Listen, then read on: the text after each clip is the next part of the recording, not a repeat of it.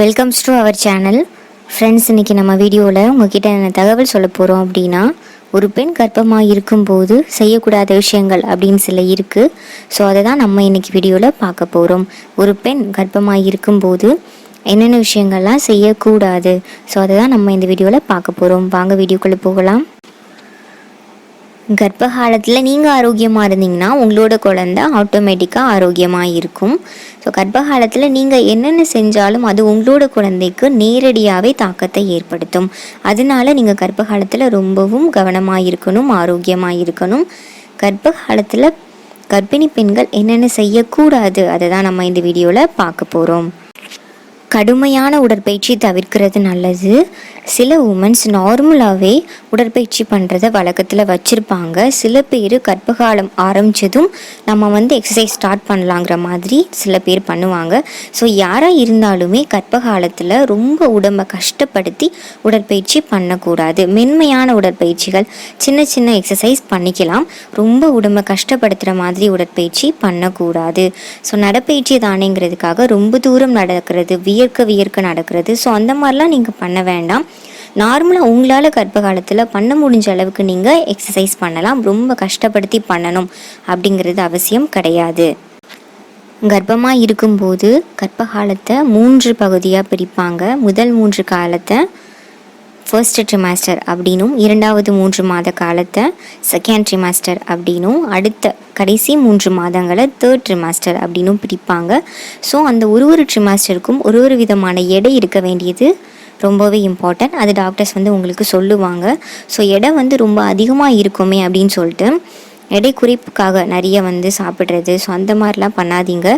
நீங்கள் டாக்டர்ஸ் சொல்கிறாங்க, நீங்கள் ஓவர் வெயிட்டாக இருக்கீங்கன்னு சொல்லிவிட்டு நீங்கள் எடை கம்மி பண்ணுங்கன்னு சொல்கிறாங்கன்னா நீங்கள் அதுக்கேற்ற மாதிரி எடுத்துக்கலாம்.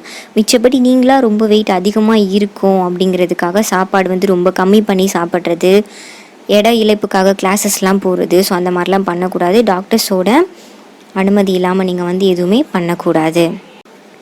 ஒரே நேரத்திலே ரொம்ப அளவுக்கு அதிகமாக சாப்பிடக்கூடாது. உங்களுக்கு கர்ப்ப காலத்தில் நல்லா பசிக்கும். ஏன் அப்படின்னா உங்களோட குழந்தைக்கும் நீங்கள் சேர்த்து சாப்பிடணும். அதனால நீங்கள் நல்லா சாப்பிடலாம், அது பிரச்சனை இல்லை. ஆனால் நீங்கள் ஒரே நேரத்திலேயே ரொம்ப அதிகமான அளவு உணவு எடுத்துக்கிற கூடாது. ஏன் சொல்கிறோம் அப்படின்னா, சில பேருக்கு கர்ப்ப காலத்தில் செரிமான பிரச்சனை இருக்கும். ஸோ நீங்கள் ஒரே டயத்தில் ரொம்ப உணவு எடுத்துக்கிட்டீங்க அப்படின்னா அது செரிமான பிரச்சனையை இன்னுமே அதிகப்படுத்திடும். அதனால நீங்கள் பிரித்து சாப்பிட்லாம். நீங்கள் ஃபஸ்ட்டு கொஞ்சம் சாப்பாடு சாப்பிட்றீங்க அப்படின்னா ஒரு 2 hours கழித்து, ஒரு 1.5 hours கழித்து நீங்கள் கொஞ்சம் சாப்பாடு சாப்பிட்டுக்கலாம். அந்த மாதிரி சாப்பிட்லாம். ஒரே நேரத்தில் ரொம்ப அதிகமான அளவு உணவு எடுத்துக்கிட்டோம் அப்படின்னா செரிமான பிரச்சனையை சந்திக்க நேரிடும். அதனால தான் இப்படி சொல்கிறோம். பயணம் தவிர்க்கணும். இது எல்லாருக்குமே தெரியும். கர்ப்பமாக இருக்கும்போது நீங்கள் எங்கேயுமே ட்ராவல் பண்ணாமல் இருக்கிறது தான் உங்களுக்கு நல்லது. இருந்தாலும் கூட நம்ம கண்டிப்பாக அங்கே போய் தான் ஆகணும், ட்ராவல் பண்ணி தான் ஆகணும் அப்படின்னு இருந்துச்சு அப்படின்னா பேருந்து, 2 வீலர் இதெல்லாம் தவிர்க்க பாருங்கள். ட்ரெயினில் போகிறது நல்லது. முடிஞ்ச அளவுக்கு கர்ப்ப காலத்தில் ரொம்ப தூரம் ட்ராவல் பண்ணாமல் இருக்கிறது நல்லது. கர்ப்ப காலத்தில் உங்களோட உடம்பு ரொம்ப கஷ்டப்படுத்தி பார்க்குற மாதிரியான வேலைகளை தவிர்க்க பாருங்கள். சில பேர் ரொம்ப நேரம் குனிஞ்சிட்டே வேலை பார்ப்பாங்க, சில பேர் ரொம்ப நேரம் நின்றுட்டே வேலை பார்ப்பாங்க. ஸோ அந்த மாதிரிலாம் கர்ப்ப காலத்தில் பண்ணிங்க அப்படின்னா உங்களுக்கு பேக் பெயின் ரொம்ப ஜாஸ்தி ஆகும். ஸோ உடம்பை ரொம்ப கஷ்டப்படுத்தி வேலை பார்க்காதீங்க. கொஞ்சம் நேரம் நீங்கள் உட்காந்து குனிஞ்சிட்டே வேலை பார்க்குறீங்க அப்படின்னா கொஞ்சம் நேரம் ரெஸ்ட் எடுத்துக்கோங்க. அதுக்கப்புறமா வேறு வேலைகளை பாருங்கள். கர்ப்பகாலம் அப்படின்னாலே எல்லாருமே ரொம்ப சந்தோஷமாக இருக்க வேண்டிய நேரம். கர்ப்பிணி பெண்களுக்கு ரொம்பவும் மகிழ்ச்சியான தருணம். அவங்க இந்த டைமில் நல்லா சாப்பிட்லாம், ஆரோக்கியமான உணவுகள் சாப்பிட்லாம், ரொம்ப நல்லாவே நீங்கள் ரெஸ்ட் எடுக்கலாம், நல்லா நடக்கலாம்.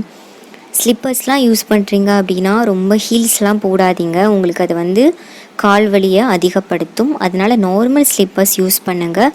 ரொம்ப படியெல்லாம் ஏறாதீங்க. ரொம்ப உயரமான இடத்துக்கு நீங்கள் நார்மலாக கூட வீட்டில் கூட அந்த மாதிரி படி ஏறிக்கலாம். ரொம்ப உயரமாக இருக்கிற இடத்துக்கு அந்த மாதிரிலாம் நடக்காமல் இருக்கிறது நல்லது. நல்லா ரெஸ்ட் எடுக்கலாம். வாக்கிங் உங்களால் முடிஞ்ச அளவுக்கு டெய்லி நடக்கலாம், ரொம்பவே நல்லது. ஸோ நார்மல் டெலிவரிக்கு ட்ரை பண்ணுங்கள். நல்லாவே நடங்க, நல்லா தண்ணி குடிங்க. ஸோ ஆரோக்கியமாக இருங்க, உங்களோட குழந்தையும் ஆரோக்கியமாக இருக்கும். Thank you friends. நான் சொன்ன தகவல் உங்களுக்கு யூஸ்ஃபுல்லாக இருந்தது அப்படின்னா நம்மளோட வீடியோவை ஒரு லைக் பண்ணிக்கோங்க, நம்மளோட சேனலை சப்ஸ்கிரைப் பண்ணிக்கோங்க, கீழே இருக்கிற பெல் ஐக்கானை கிளிக் பண்ணிக்கோங்க. தேங்க்யூ.